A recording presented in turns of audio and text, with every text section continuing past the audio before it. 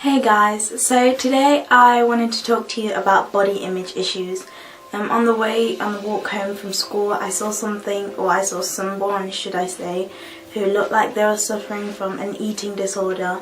Now eating disorders can come in many different variations, and the one that most people tend to think of is anorexia and bulimia, but there's also binge eating disorder where you just can't control your the amount of food that you eat. But obviously the person that I saw today was somebody who looked like they were suffering from either anorexia or bulimia. This was the first time I'd ever saw anybody like this. The person was just really thin, and they just looked really weak, and their bones were just out, and it really just threw me and it broke my heart. It wasn't just somebody who was thin like how you'd expect or how I normally am used to seeing people. I was shocked and I really felt affected by it, and even coming home I was thinking about it and I was like, wow.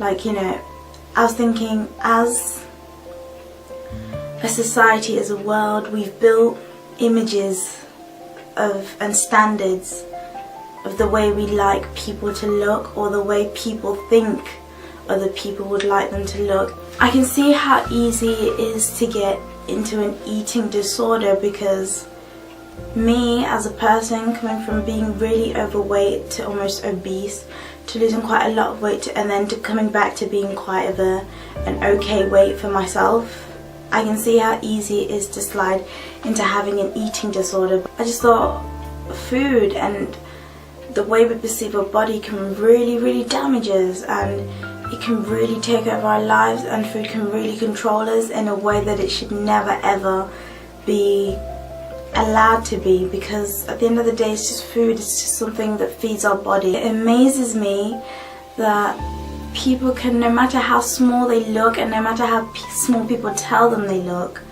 as soon as they step in front of that mirror, all they see is this big person. And I can never put myself in that position because I've never been in that position.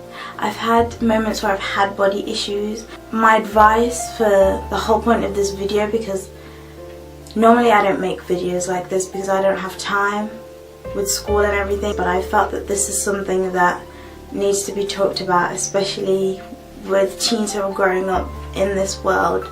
Learn to have confidence and learn to be secure in yourself. I personally, the way I feel confident is when I dress smart, is when my environment looks nice, like my room, the places I'm working. If you put yourself in an environment where you feel there's positivity and there's, a high level of work happening, it just changes the way you feel. I dress smart because I feel smart. I don't dress smart because I want to impress somebody else. I dress smart because it makes me happy, it makes me feel confident, and that is the way, I guess you could say, I get past battling conflict in my mind that I should be thinner, or my bones should be showing slightly more, or I should be eating slightly less. If there is anybody out there who suffers from an eating disorder, regardless of which one it is, really just talk to somebody. Tell them how you feel. And I watched this girl once who initially in her video she said that she didn't think she had an eating disorder, but then when she analysed herself, she realised, actually, I cooked food but I didn't eat it. The whole point I'm making here is, if you feel that you have some kind of eating disorder, or it doesn't even have to be eating disorder related, because with people dying like Robbie Williams, he died from what we think is depression. Even depression is such a deep state to go into. If you feel like you're doubting your self-worth at any point in your life, really you need to talk to somebody, and you need to have somebody give you advice on building your self-confidence, building the feelings that you are worth something. Because to be honest, everybody in life is worth something.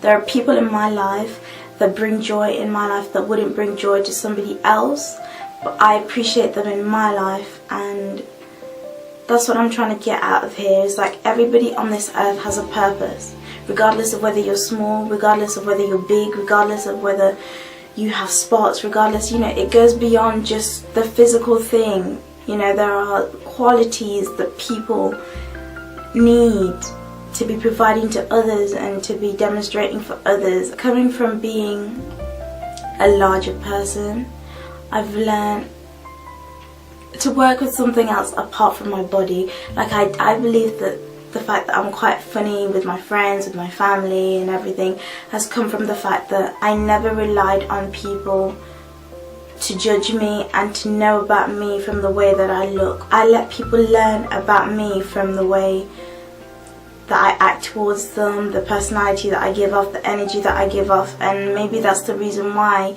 even today, like, I believe people do enjoy my company. The body is just something to represent us. It's just, we might as well be a box if we really think that life is all about having a body, because it's not. It's about the person that you are, it's the person that you appear to other people.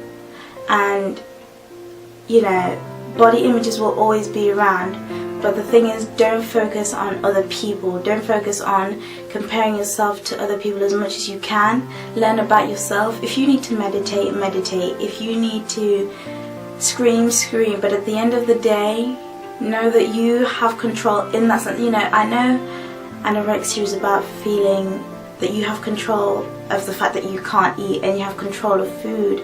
But at the same time, the more you try to say, I have control because I'm not letting myself eat, well, really, food is still having a control on you because you're not allowing yourself to eat, because you feel like that food will have an effect on you that is not good.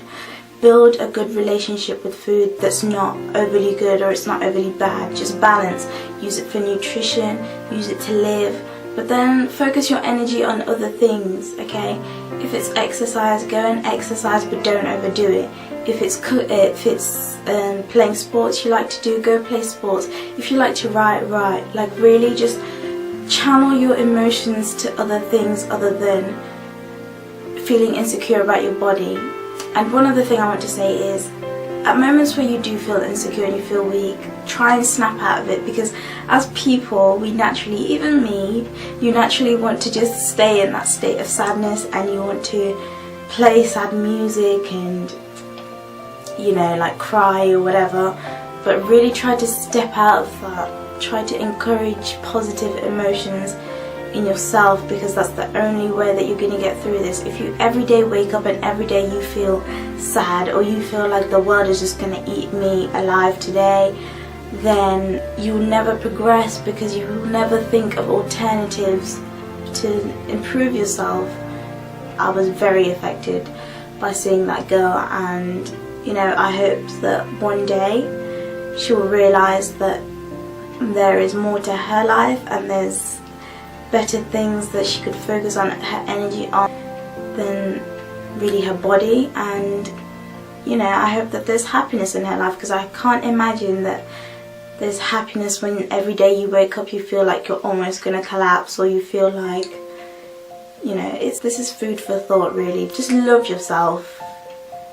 Sometimes it's okay to have the moments where you feel bad. It's natural. It's okay to have sad moments. It's okay to have insecure moments.